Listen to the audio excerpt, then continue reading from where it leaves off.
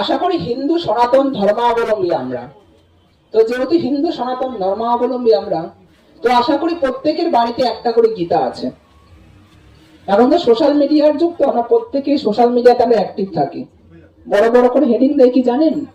জয় শ্রীরাম। আমি সনাতন, গর্ব করে বলো আমি হিন্দু, কিন্তু ঘরে গিয়ে দেখেন গীতা পর্যন্ত নেই তার বাড়িতে। বলছেন গীতা যেই বাড়িতে থাকে সেই বাড়িতে কখনো ত্রিতাপ দুঃখ, অর্থাৎ আধ্যাত্মিক, আদি ভৌতিক, আদি দৈবিক, এই হলো ত্রিতাপ দুঃখ। সেই বাড়িতে কখনো ত্রিতাপ দুঃখের উদ্ভব হয় না যে বাড়িতে গীতা থাকে।